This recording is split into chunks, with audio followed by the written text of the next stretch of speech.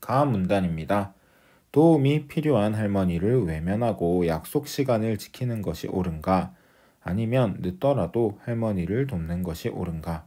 이렇게 대립하는 가치들 중 어떤 가치를 선택해야 하는가의 문제, 즉 도덕적 갈등 문제를 바라보는 다양한 관점이 있다. 이 앞부분 같은 경우는 쌤이 아예 필기를 안 했고요. 이 부분에서는 필기를 하고 있습니다. 왜 이걸 필기했는지 한번 찬찬히 살펴보도록 하겠습니다. 대립하는 가치들 중 어떤 가치를 선택해야 하는가의 문제. 지금 이 부분에서부터 이 부분은 되게 일상적이고 구체적인 내용입니다. 어떤 구체적인 내용입니까? 대립하는 가치들 중 어떤 가치를 선택해야 하는가의 문제의 일반적인 게 아니고 일상적이고 구체적인 예시인 거죠. 해서 중요한 내용만 일단 먼저 체크를 했고요. 이거를 우리가 뭐라고 한다? 도덕적 갈등 문제라고 합니다.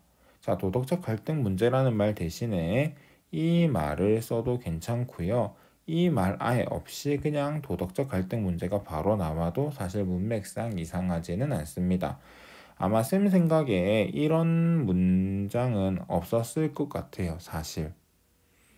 근데 집어넣은 이유는 이 도덕적 갈등 문제라는 게 어떤 개념인지 읽어야 되는 학생들을 배려하려고 넣어놓은 부분이 아닐까라고 생각해 볼 수도 있습니다. 그래서 사실 핵심 화제, 제재에 대해서는 이렇게 설명하는 게 반드시 나오니까는 여러분들이 잘 판단을 했으면 좋겠어요. 자, 지금 이 가단락에서 나왔던 말 중에 도덕적 갈등 문제라는 말을 제외하고 정말 중요한 단어가 있습니다. 단어라기보다는 군데요. 뭐냐 하면은 일단 단어부터 보면은 관점입니다. 근데 이 관점인데 어떤 관점을 얘기하고 있나요? 다양한 관점을 얘기하고 있습니다. 뭐 물도 마실 수 있죠. 다양한 관점을 얘기하고 있습니다. 도덕적 갈등 문제에 대립하는 가치들 중 어떤 가치를 선택해야 하는가의 문제에 대한 다양한 관점. 자, 여러분들 그럼 무엇을 예측할 수 있냐면은 이 글은 다양한 관점들에 대한 글입니다. 그럼 이 밑에는 나부터는 다양한 관점들이 제시가 될 거예요. 이제 그걸 여러분들이 파악을 하시면 되겠습니다. 일단 형형색색으로 필기가 돼 있는데 사실 선생님이 제일 처음에 했던 필기는 요거밖에 없어요. 이거 올리브 색깔 밑줄밖에는 쌤이 처음에 문제 풀 때 꺼 놓은 게 없어요. 그럼 나머지 이런 형형색 색깔 하는 친구들은 뭐냐? 일단 지금 설명을 할 건데요. 자, 분홍 색깔 찾아보시고요. 그 다음에 청색 찾아보시고 그 다음에 에메랄드 찾아보세요. 자, 이 세 가지 색이 나왔다라고 하는 거는 이 보시면은 한 부분, 두 부분, 세 부분. 그럼 이 글은 총 몇 개의 부분으로 나누어져 있다. 색깔이 다른 세 개의 부분으로 이루어져 있습니다. 가를 제외하고. 그렇다면 이 글에서 나오는 도덕적 갈등 문제에 대한 관점은 총 몇 개? 세 개라는 걸 확인할 수가 있어요. 그러니까는 이 분홍색이고 청색이고 에메랄드고 이거는 내가 문제 풀 때 전혀 신경 안 썼던 부분이거든요. 그러니까 밑줄을 이렇게 안 쳤어요. 문제 풀 때는 그냥 요거 올리브만 쳤는데 나중에 여러분들 수업할 때 설명하려고 다시 친 부분입니다. 그러니까 나는 이게 이렇게 색깔로 구분되는 게 색깔로 사실 구분 안 하고 도형으로 구분하거나 넘버링해서 구분하지만 이런 거 볼 때 되게 빨리빨리 내 머릿속에선 정리가 잘 돼요. 맨날 이런 것만 보기 때문에. 인문 지문을 내가 좋아하는 이유 중에 하나가 내가 읽기가 굉장히 수월하기 때문에 좋아하기도 합니다. 그래서 이거는 내 머릿속에서 즉각적으로 이루어지는 부분이에요. 아, 이거는 이것과 관련이 있다. 이거는 이것과 관련이 있다. 이거는 이것과 관련이 있다. 근데 그거를 시각적으로 보여주려고 이렇게 해놓은 거고요. 나중에 이거 단색으로 된 필기도 올리긴 할 겁니다. 일단 오늘은 여러분들이 이게 이거랑 왜 관련이 있는지 또 어떤 관계가 있는지 그래서 이 문장들 사이에는 어떠한 위계가 있는지 단어와 문장 사이에는 어떠한 위계가 있는지 어떠한 관계가 있는지를 좀 잘 파악을 했으면 좋겠어요. 그리고 여기 보면은 지난번에도 이 색깔로 칠해놨는데 하늘 색깔, 형광 하늘 색깔로 칠해놓은 부분들이 있어요. 이 친구들을 작년에도 얘기했듯이 담화 표지라고 합니다. 담화 표지의 존재의 이유는 문장과 문장, 뭐 단어와 단어, 문단과 문단들 간의 관계를 잘 드러내는 거예요. 위계를 잘 드러내는 거예요. 오늘 사실 이 쉬운 글을 가지고 온 목적은 여러분들이 이 글 안에서의 관계, 위계를 잘 파악하기 위해서인데 지금 체크한 부분들을 가지고 특히 담화 표지들을 가지고 앞뒤 문장의 관계를 한번 공부를 해봤으면 좋겠어요. 사실 여러분들이 이걸 문제 풀고 넘어가는 거는 진짜 쉽고 그렇거든요. 근데 그러면 지문이 너무 아까워요. 우리가 광고 중에 뭐 씹고 뜯고 맛보고 즐기고란 말이 있듯이 이렇게 쉬운 지문이 나왔을 때는 얘를 가지고 진짜 오만 걸 다 해봐야 돼요. 분석도 해봐야 되고요. 뭐 어떤 식으로 봐야 될지 연구도 해봐야 되고요. 이제 그런 걸 오늘 할 거란 얘기입니다. 물론 시간이 짧기 때문에 다는 못하고 오늘은 아마 이거 지문 다 읽기만 할 거예요. 해서 읽고 그다음에 위계 보는 것도 해볼 거니까는 일단은 오늘은 읽는 데 집중해 보도록 하겠습니다. 이 색깔로 표시가 되어 있는 건 담화 표지라고 이야기를 했습니다. 그럼 여러분들 먼저라는 담화 표지 다음에는 다양한 관점 중에 가장 먼저 되는 것 첫 번째 관점이 나오리라 생각할 수 있습니다. 그래서 언급되어 있는 명칭이 무엇입니까? 도덕적 원칙주의자입니다. 그럼 이 부분 특히 나나 뭐 봐서 알겠지만 다는 다 뭐에 대한 내용이다? 도덕적 원칙주의자에 대한 내용입니다. 자, 도덕적 원칙주의자는 합리적 이성을 통해 찾을 수 있는 선험적인 도덕 법칙이 존재한다고 본다라고 돼 있는데 요것도 밑줄을 꺼놓으면은 조금 도움이 될 것 같네요. 자, 합리적 이성, 그 다음에 선험적 도덕 법칙, 이거는 누구와 관련된 말이다? 도덕적 원칙주의자랑 관련된 말이에요. 그걸 확인을 하라고요. 합리적 이성 몰라도 돼요. 선험적 도덕 법칙 몰라도 돼요. 이 단어의 뜻 자체를 몰라도 괜찮습니다. 대신에 여러분들이 반드시 알아야 되는 건 도덕적 원칙주의자가 한 말이 뭐예요? 합리적 이성으로 뭐 할 수 있다는 거예요. 선험적인 도덕 법칙을 찾을 수 있다라고 하는 거예요. 합리적 이성이라는 말을 설명하려면 굉장히 많은 시간이 필요하니까 그냥 이성으로 우리가 생각해서 정도로 이해하면 될 거고요. 선험적인 도덕 법칙이라는 거 선험 이거 작년에도 했던 것 같은데 험 경험하다 할 때 험자거든요. 그 다음에 선은 앞선자예요. 그러니까 이건 뭐에 앞서는 거예요? 그쵸? 경험에 앞서는 뭐가 존재한다? 도덕 법칙이 존재한다는 거예요. 자, 이 도덕 법칙은 뭐 할 수 있어요? 합리적 이성 우리가 생각하고 고민하고 열심히 노력하면은 뭐 할 수 있는 거예요? 발견할 수 있다는 거죠. 찾을 수 있다는 거죠. 그게 누구의 얘기입니까? 도덕적 원칙주의자의 말이에요. 자, 방금 했던 거 싹 다 잊어먹어도 되니까는 선험적 도덕 법칙이 있다라는 거, 뭘 통해서 확인할 수 있다는 거, 합리적 이성을 통해 그걸 확인할 수 있다는 거, 그거 누가 얘기했다는 거, 도덕적 원칙주의자가 얘기했다는 것만 여러분들이 확인하고 표시 꼭 하고 넘어가시면 됩니다. 인간은 뭐 해야 돼요? 이를 반드시 따라야 한다. 인간은 이를 반드시 따라야 한다. 이게 누구의 입장이다? 도덕적 원칙주의자의 입장인데 여기 한번 보세요. 이게 그리고라는 말로 이어지면 앞문장과 뒷문장은 같은 위계를 지닌다고 보면 됩니다. 똑같은 위계를 반복해서 얘기해 주는 거거든요. 그럼 도덕적 원칙주의자의 기본 입장은 뭐예요? 크게 두 가지인데 합리적 이성을 통해서 뭐 할 수 있고 선험적 도덕 법칙을 알 수 있어요. 또 뭐 할 수 있어요? 인간은 뭐 해야 돼요? 이를 반드시 따라야 한대요. 이게 기본적인 입장입니다. 누구의 도덕적 원칙주의자. 아까 했던 말 그대로 똑같이 하겠습니다. 인간이 선험적인 도덕 법칙 여기에서 이것도 표시를 좀 해주면 좋겠다. 잠시만요. 이도 뭐예요? 이거 도덕 법칙을 의미한다고 볼 수 있겠죠. 인간이 선험적인 도덕 법칙을 따라야 한다고 주장한 게 누구라는 걸 알아라고요. 도덕적 원칙주의자. 자, 이 말 무슨 내용인지 이게 뭔 소리야? 라고 해도 괜찮은데 대신에 이거 누가 얘기했다? 이 사람이요. 이거 누가 얘기했다? 이 사람이요. 그걸 좀 아시라고요. 따라서 도덕적 원칙주의자는 갈등 상황이 생겼을 때 주관적 욕구나 개인이 처한 상황을 고려하지 말고, 자, 지금 원칙주의자 아저씨들은 주관적 욕구나 개인이 처한 상황을 뭐 하지 말래요? 고려하지 말래요. 도덕 법칙에 따라 행동하라고 얘기하고 있습니다. 이 아저씨가 끝까지 강조하는 건 뭐다? 도덕 법칙입니다. 해서 결국 따라서 이 말은 뭐 이걸 받는 거라고 보시면 되겠어요.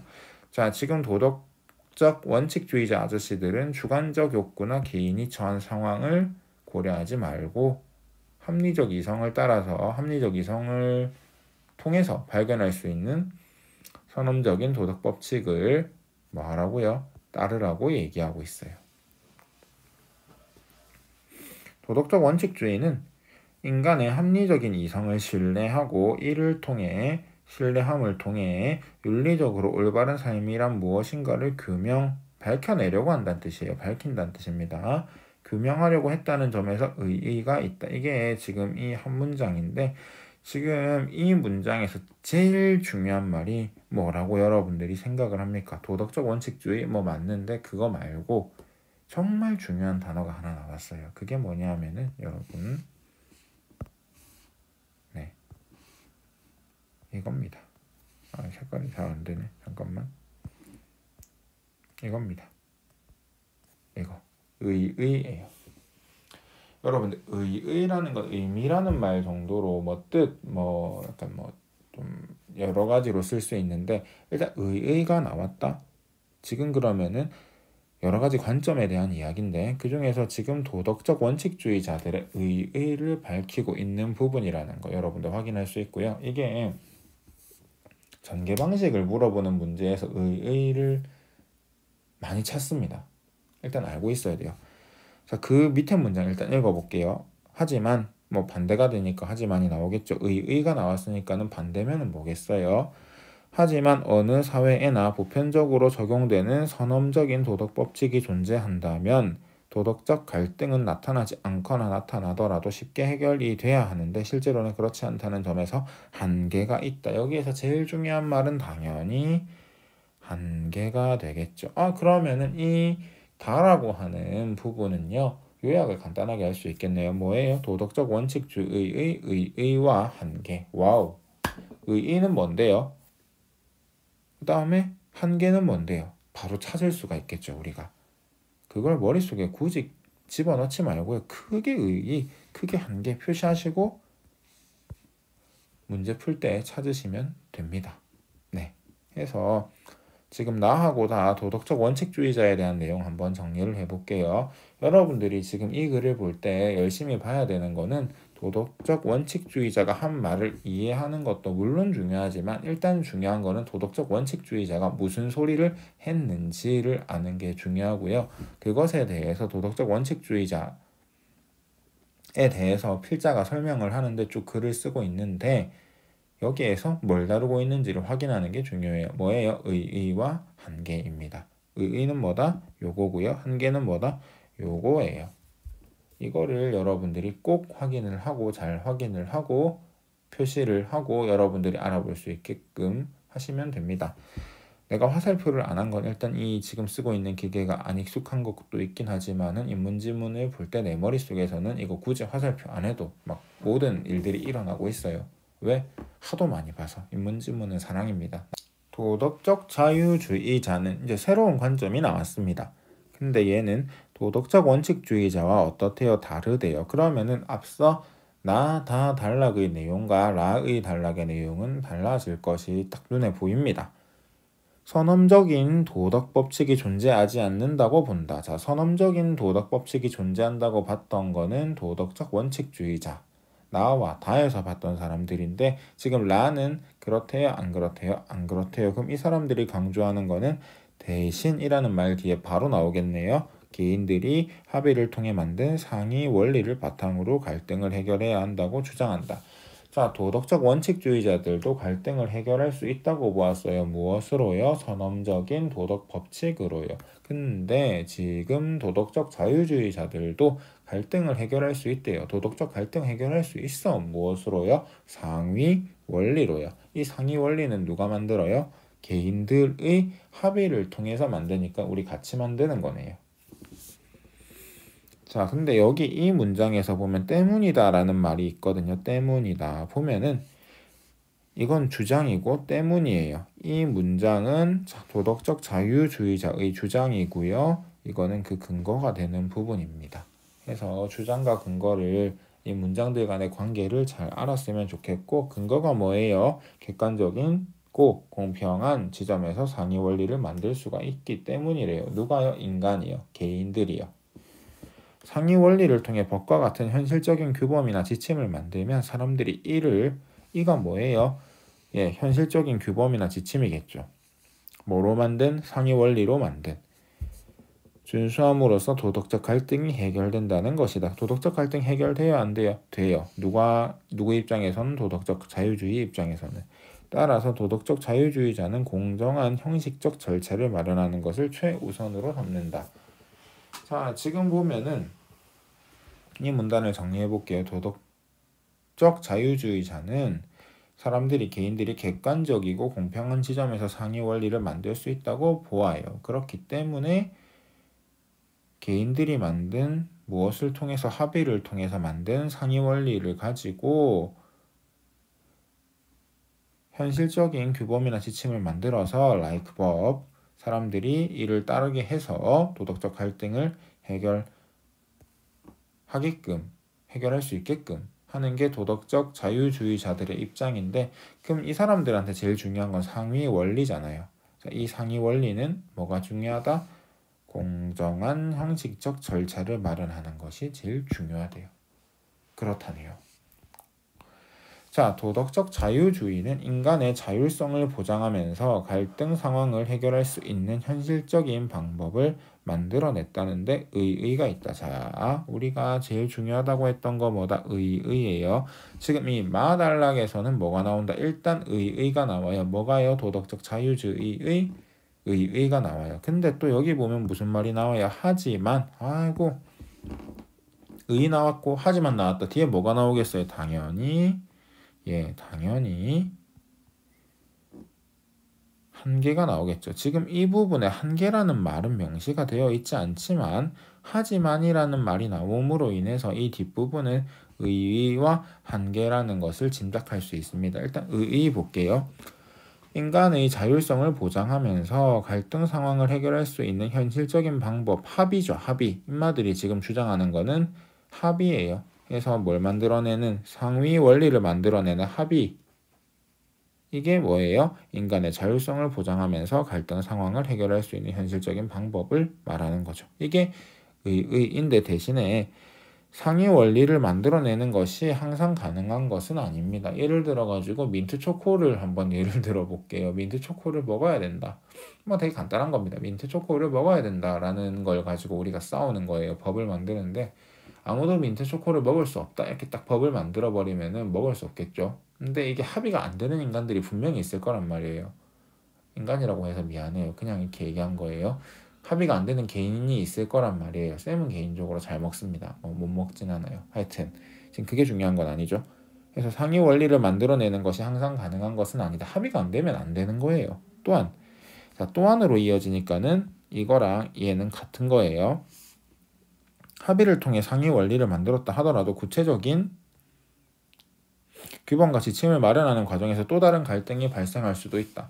쌤이 뭐 맨날 하는 것 중에 하나가 탕수육인데 보세요. 그럼 이제 법을 만들었어요. 부먹은 안 된다. 무조건 찍먹만 된다. 자, 근데 갑자기 또 계속 이어지는 거예요. 꼬리에 꼬리를 무는 거예요. 자, 그러면은 부먹하는데 간장에 부먹이란다. 찍먹하는데 간장에 찍먹은 안 되냐? 소스에 간장에 다 찍어 먹어야 되냐? 뭐 이런 것들. 그럼 또 이제 이게 됐다고 할게요. 그러면 또 이제 뭐가 나오냐면 그 간장이 나와요. 간장에 고추장을 뿌릴 것이냐 말 것이냐. 또 그것도 해결했다 합시다. 또 뭐가 나올까요? 간장에 식초를 얼마나 넣어야 되느냐. 뭐 이런 것들.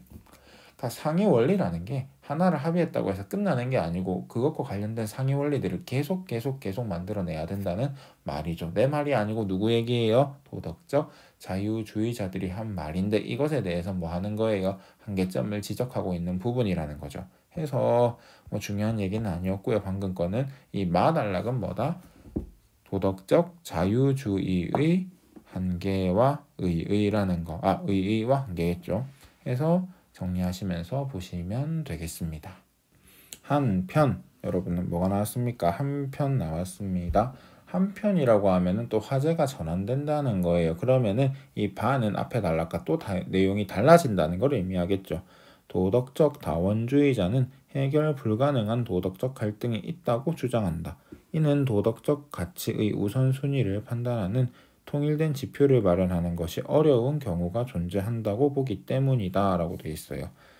자, 여기 보면은 해결 불가능한 도덕적 갈등이 있다고 주장한대요. 왜요? 어려운 경우가 존재하기 때문이에요. 뭘 만들어내는데 통일된 지표요. 자, 통일된 지표라는 말이 나왔습니다. 이거를 좀 표시를 하시는 게 좋을 건데 우리가 통일된 지표를 앞에서는 뭐라고 했어요? 도덕적 원칙주의자들은 뭐 선험적인 도덕 법칙이라고 했고, 자, 그 다음에 또 도덕적 자유주의자들은 상위 원리라고 했어요. 근데 이거를 마련하는 게 어렵다는 거예요. 쉽지가 않다는 거예요. 그래서 해결 불가능한 도덕적 갈등이 있다고 주장하는 거죠. 누가요? 도덕적 다원주의자들이요. 내가 한 말 싹 몰라도 되는데 해결 불가능한 도덕적 갈등이 있다고 주장하는 건 누구예요? 도덕적 다원주의자들이고요. 이거는 앞에서 했던 내용과는 완전히 다른 내용입니다. 앞에서는 어떻게든 할 수 있다고 했어요. 선험적인 도덕법칙, 그 다음에 상위원리. 가령이라는 말이 나옵니다. 가령. 여러분, 가령이라는 말은요, 사람 이름으로도 쓰이지만은 이 말을 대신해서 들어갈 수 있는 말에는 for example 정도가 있습니다. 뭔 뜻이에요? 예를 들어란 말이죠. 가령 뒤에는 이 일반적인 말 뒤에 나오는 구체적이고 일상적인 사례, 예시가 나온다라고 볼 수 있을 겁니다. 자유나 평등처럼 가치가 본래 지닌 내재적 속성이 상충되어 어느 하나를 추구하다 보면 다른 것을 상대적으로 덜 중시할 수밖에 없는 경우도 있으며 어떤 조건에서는 우선시되는 가치가 다른 조건에서는 그렇지 않은 경우도 있다. 이거에 대한 설명은 나중에 한 번 더 할 거예요. 왜냐하면 여러분들 시간이 많이 흘렀기 때문에. 따라서 도덕적 다원주의자는 중재를 통해 타협점을 모색하려는 방식을 제안한다. 지금 여기에서 중요한 단어는 중재와 타협점, 타협 정도예요. 그래서 체크하시면 되고요. 도덕적 다원주의자가 도덕적 갈등 문제를 해결하기 위한 방식으로 쓰는 게 중재를 통한 타협입니다. 그거 기억해 놓으시고요. 나머지 위에 분들은 뭐 주장했는지도 한번 찾아보세요. 가령 또 얘가 나옵니다. 정의라는 가치가 중요하더라도 특정 갈등 상황에서 배려라는 가치가 더 중요하다면 타협을 통해서 그것을 선택할 수도 있다고 말한다. 자, 또한으로 이어지는데 이 예에서 이어지는지 이 앞문장으로 이어지는지를 파악하는 게 중요해요. 타협하는 과정에서 기존의 도덕적 가치들 외에 새로운 가치를 생성할 수 있다고도 본다. 지금 여기 보면은 이거하고 이게 뭐예요? 도덕적 다원주의자들이 좀 도덕적 갈등 문제를 해결하는 방법으로 제시하는 되게 일반적인 이야기입니다. 일반적이라는 건 구체적이지 않고 뜬구름 잡는 이야기고 되게 큰 이야기란 뜻이에요. 해서 타협점을 모색하는 방식을 제안하고요. 자, 타협하다 보면은 새로운 가치가 나올 수도 있다. 라고 누가 얘기했어요? 도덕적 다원주의자들이 했어요. 도덕적 다원주의자는 도덕적 갈등 상황에서 어떤 가치가 옳고 그른지 판단하는 것보다 갈등 당사자 간의 인과관계가 훼손되지 않는 것을 중시합니다. 지금 도덕적 다원주의자들은요, 옳고 그름보다 중시하는 게 있대요. 뭐예요? 인간관계래요. 왜요? 공동체 안에서 상호작용하며 살아가야 하는 구성원이라고 보기 때문입니다. 근거, 입장 확인하세요. 도덕적 갈등을 해결할 수 있는 현실적인 지침을 제공하지 않는다는 뭘 봤는데요? 비판. 한계네요. 한계 나왔다. 자, 근데 지금 하지만이라고 얘기하면서 나름 편 좀 들어주고 있는 것 같네요. 누가요? 글쓴이가. 갈등 상황에 따라야 할 단일 기준을 내세우지 않는다는 것은 상황에 따라 문제를 해결할 수 있는 풍부한 기지와 창조력을 발휘할 수 있는 기회를 제공한다고도 할 수 있다. 같은 거를 바라봤을 때 지금 상반된 입장을 제시하고 있습니다. 비판하는 쪽과 비판하지 않는 쪽. 도덕적 다원주의는 도덕적 갈등을 바라보는 근본적인 인식을 바꾸었다는데 의의가 있다. 여기에서도 중요한 단어는 의의이겠네요. 자, 그러면 이 부분, 자, 도덕적 다원주의자는 바사아에서 다루고 있는데 지금 바에서는 도덕적 갈등, 다원주의자가 말 이상하게 했네. 도덕적 다원주의자가 해결 불가능한 도덕적 갈등 문제가 있다라고 주장하고 있고 그 근거를 대고 있어요. 그리고 어떻게든 해결을 하긴 해야 되기 때문에 하는 방법에는 중재를 통한 타협점 찾기가 있고요. 또 이렇게 하다 보면은 새로운 가치를 생성할 수 있다고도 본다고 했어요. 자, 그리고 인마들은 도덕적 갈등 상황에서 옳고 그름을 따지기보다는 관계가 더 중요하다고 얘기를 했습니다. 이유도 나와 있어요. 그래서 어떤 한계가 있다, 도덕적 갈등을 해결할 수 있는 현실적인 지침을 제공하지는 않는다. 하지만 뭐 이런 의의가 있다라는 거 여러분들 한 번 더 보시면 되겠고요. 내가 뭔가 대충 한 것 같다고 느껴진다면 우리의 시간이 얼마 남지 않았기 때문이고요. 도덕적 다원주의자에 대한 설명은 다음 시간에 조금 더 열심히 하도록 하겠습니다.